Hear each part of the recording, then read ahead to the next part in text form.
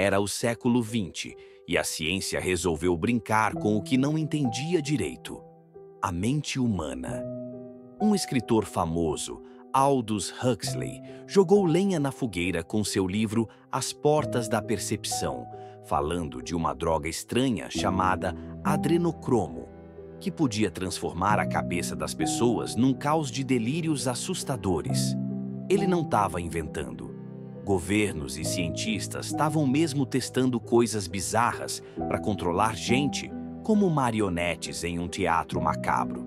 Teve de tudo: experimentos secretos da CIA, torturas nazistas e até psiquiatras soviéticos dopando quem pensava diferente.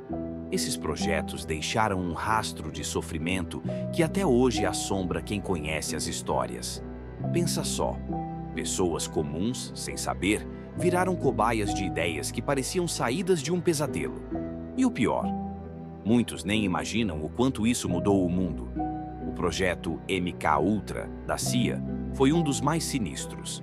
Nos anos 50 e 60, eles pegaram LSD, anfetaminas e mais de 150 drogas loucas para testar em quem não tinha escolha. Prisioneiros, pacientes de hospícios e até voluntários enganados. O plano? Criar espiões que obedecessem cegamente ou quebrar inimigos sem deixar marca. Enquanto isso, na Alemanha nazista, o médico Josef Mengele, o Anjo da Morte, fazia coisas de gelar o sangue em Auschwitz, cortando gêmeos e injetando químicos para tentar fabricar supersoldados arianos.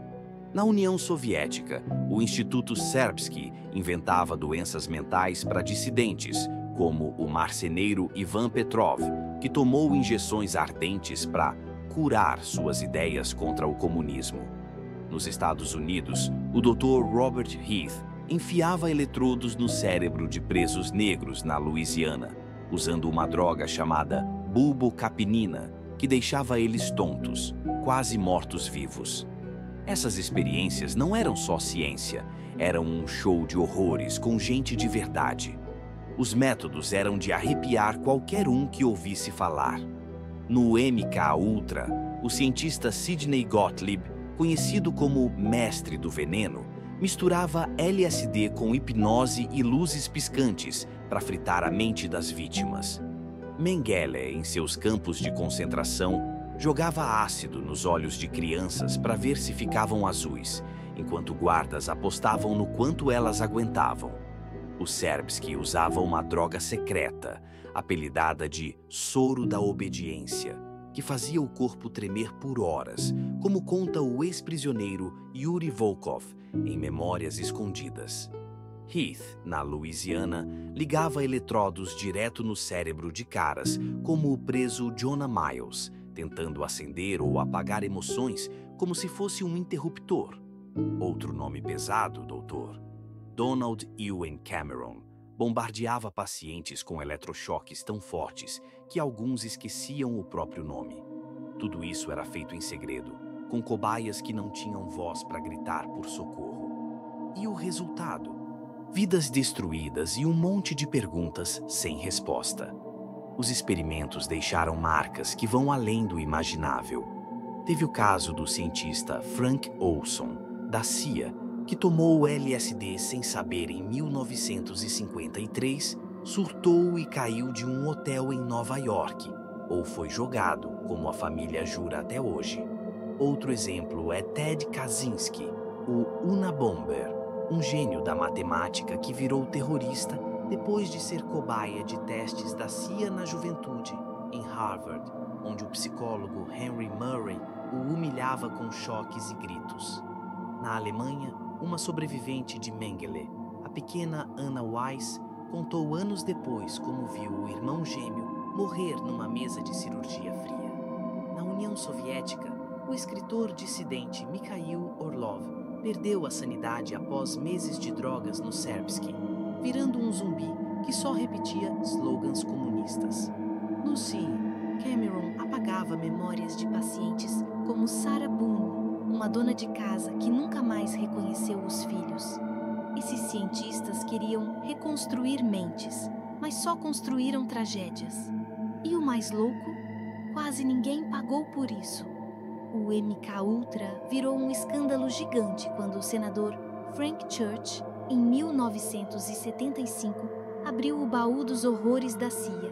Ele liderou o Comitê Church e mostrou ao mundo como a agência, junto com o FBI e a NSA, abusava do poder. Mas os documentos?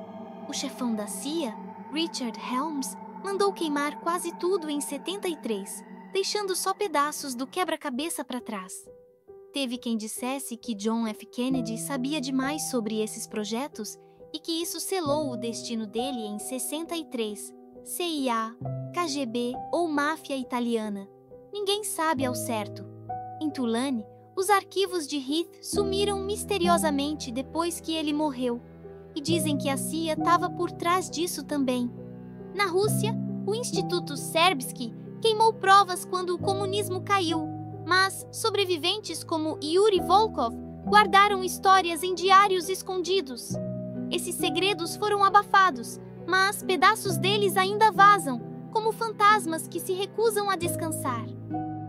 O que saiu de tudo isso? Ninguém sabe direito. Os nazistas queriam supersoldados, mas só fizeram montes de corpos. O MK-Ultra sonhava com espiões perfeitos, mas deixou um rastro de mentes quebradas e nenhum superagente para contar história. O Serbsky conseguiu calar alguns dissidentes, mas outros, como Ivan Petrov, fugiram e espalharam a verdade. Heath achava que podia curar loucura com eletrodos, mas só piorou tudo. Jonah Miles, por exemplo, virou um vegetal que mal falava. Cameron acreditava em reprogramação, mas suas vítimas, como Sarah Boone, viraram cascas vazias. Os poucos documentos que sobraram do MK-Ultra falam de testes com hipnose profunda e até tentativas de criar assassinos sem memória, tipo o candidato manchuriano. Será que deu certo e a gente não sabe? Ou será que esses experimentos ainda rolam por aí, escondidos em novos nomes? Essas histórias macabras viraram lendas que ainda mexem com a gente. O livro Laranja Mecânica, de Anthony Burgess, pegou essa ideia de controle mental e transformou num clássico, falando de drogas como o adrenocromo, que explodiam a cabeça em shows de horrores. O filme do Stanley Kubrick botou isso nas telas em 71 e o povo ficou obcecado. Tem quem jure que o adrenocromo é real, feito de sangue humano em rituais secretos, pura teoria da conspiração, mas o boato pegou.